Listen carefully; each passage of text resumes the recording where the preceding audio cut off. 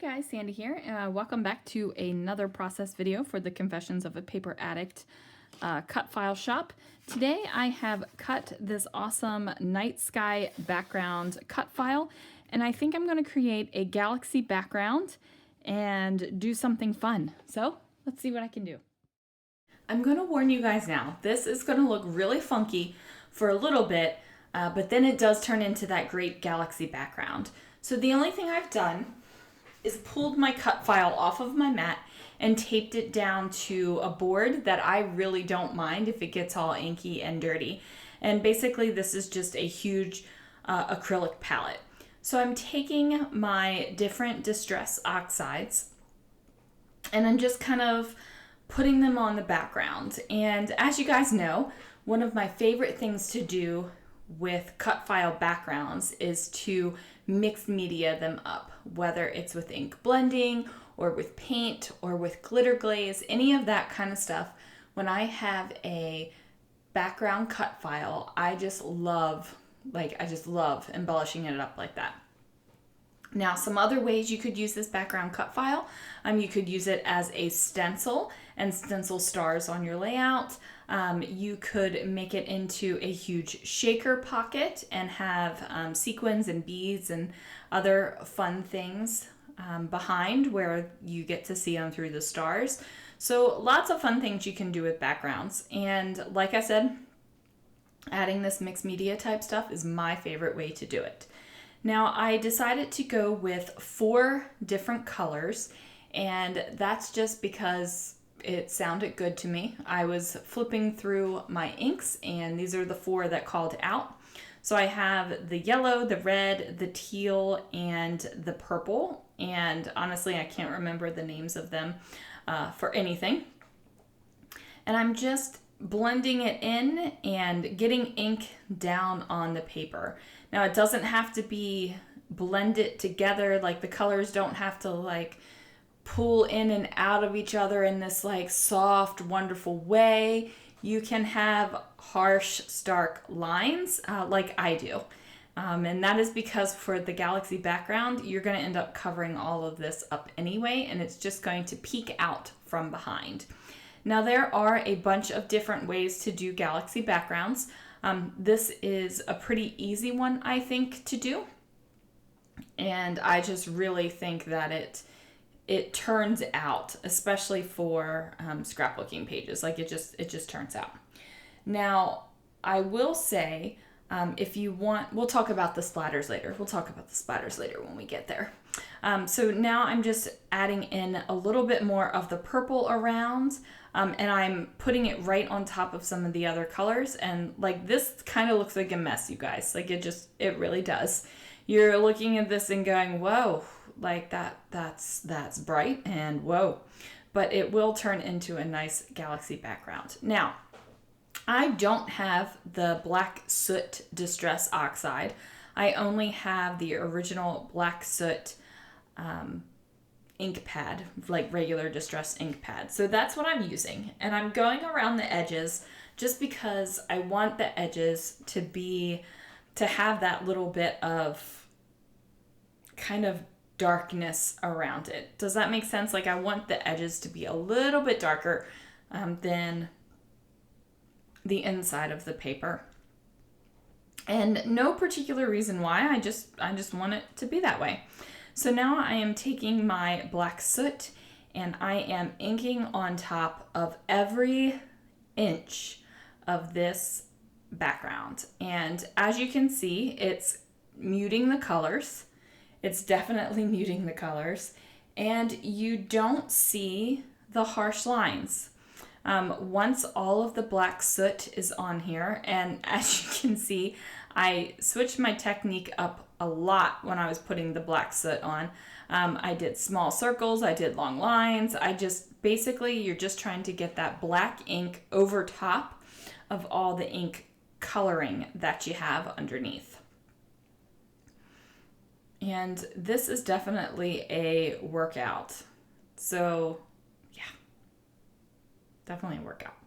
So I'm adding the ink and like the colors are getting covered up more and more. and they're kind of blending in more than more. And even right now, you might be looking at this and going, holy moly, like this is a mess. And right now, it's still a little bit of a mess for sure. But the only thing you have to do is just blend in and blend in and blend in. So the areas that are still like super, super bright, I'm just going to ink blend over them a little bit more. And then as you can see, I'm darkened up some of those edges, and then some of where that bright yellow was kind of poking through a little bit too much, I just added a little bit more black soot on top of that. And as you can see, I'm like doubling up around the edges just because I like the way that it looks when it's finished.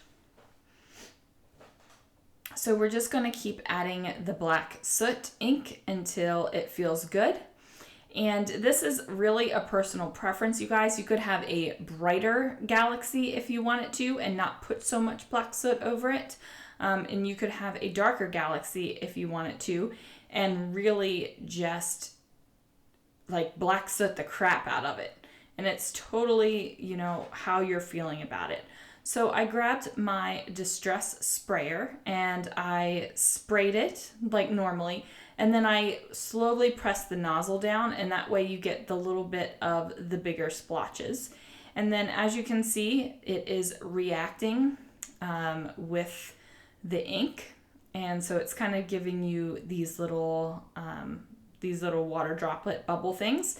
And I am just using my heat tool just to help it along a little bit because I am impatient, and you know, the heat tool helps.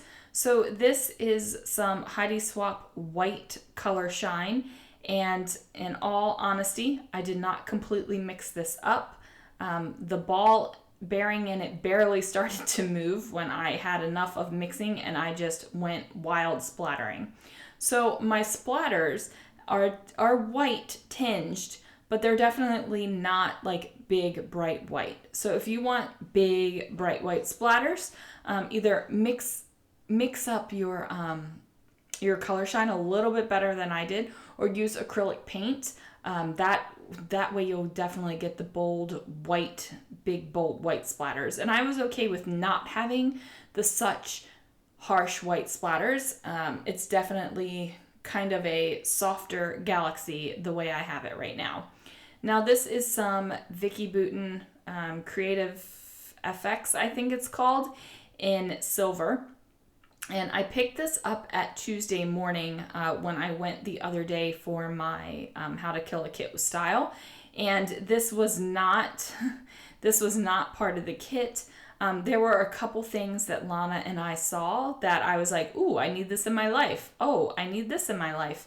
But they weren't for the kit. So it's just some little fun things that I found. So I'm taking a palette knife and I'm just spreading it along basically the entire back of the layout.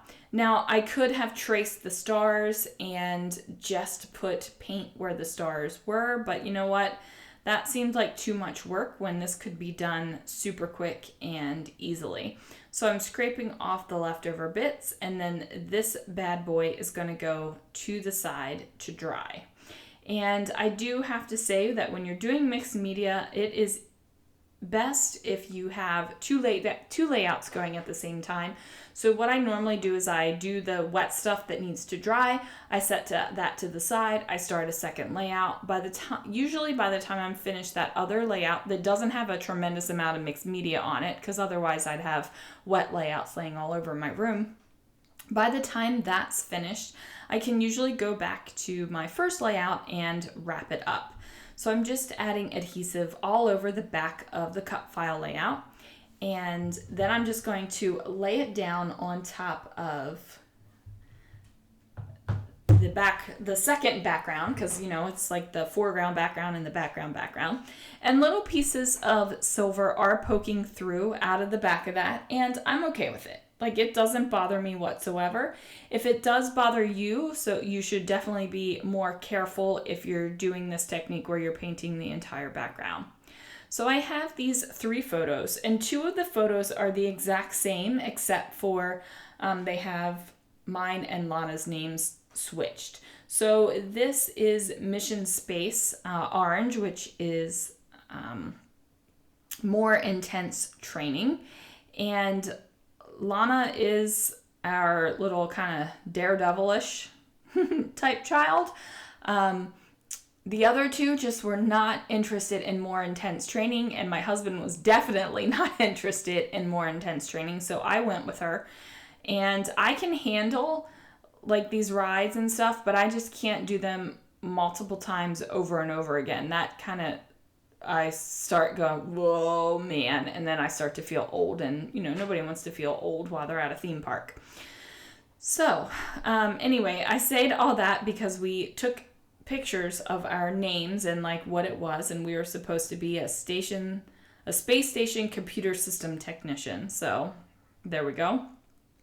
Now these decorative papers that I'm using came from Craft Perfect from Tonic Studios, and they have a March Madness sale going on right now, which is pretty awesome.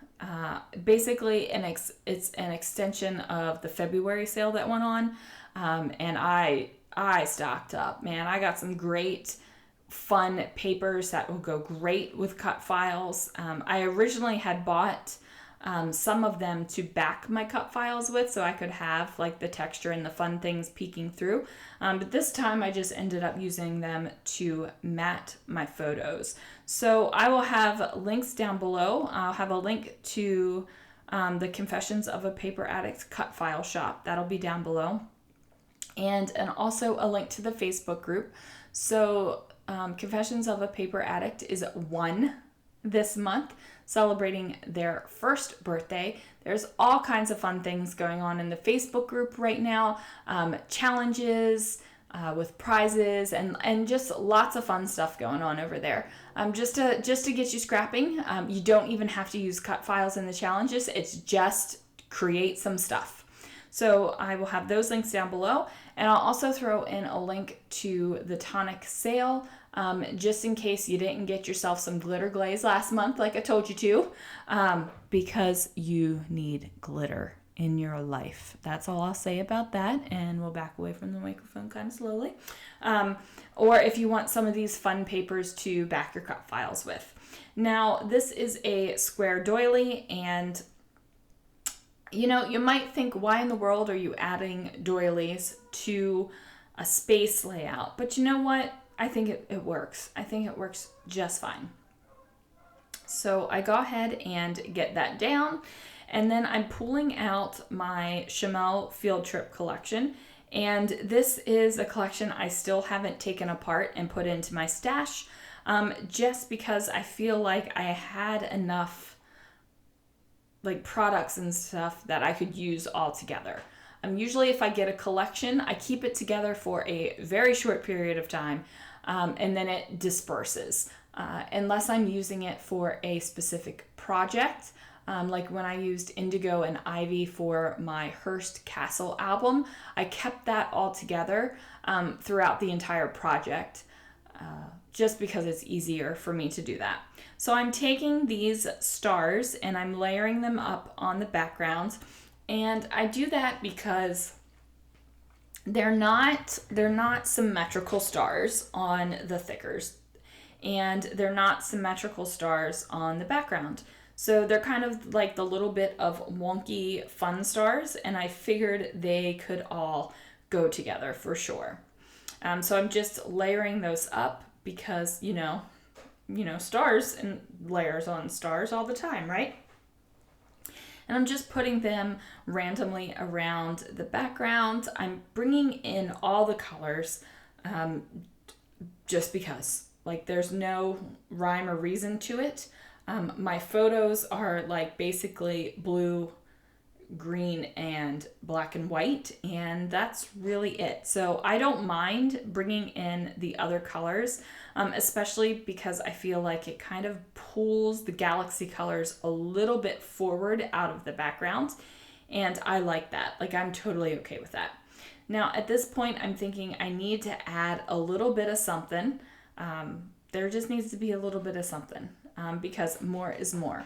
But I do find that when I'm doing these cut file backgrounds, a little bit less is more. Like, I don't want to cover up so much of the backgrounds because I love them.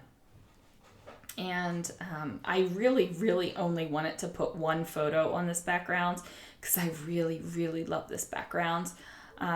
But I already have another layout about us going on Mission Space Orange More Intense training. So I felt like 3 layouts of that was probably a little bit much, especially because this is going in the Disney album, and the Disney albums usually end up being about 4 albums each trip. So yeah, I didn't feel like I needed to add more.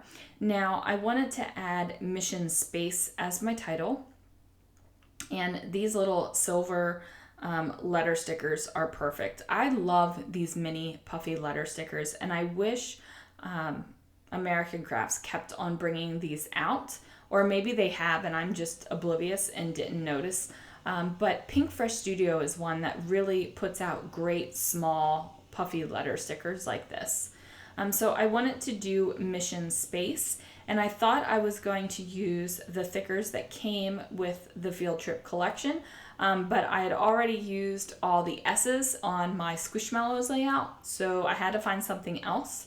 So I went and pulled these glitter silver Fitzgerald thickers, and Fitzgerald was one of my favorite fonts of all times, just because it's like tall and skinny and you can fit a lot in a little bit of space. And funnily enough, the word that I am writing or placing here is space. So the title is Mission Space, which is also the name of the ride. And I'm just making sure that they kind of stick down where they're supposed to do, and the spacing looks good, and it's just feeling good. And that is going to do it, guys. Thanks so much for watching. Don't forget to join the Facebook group. Don't forget to head over to the websites and get yourself some cut files. And I will see you guys again real soon.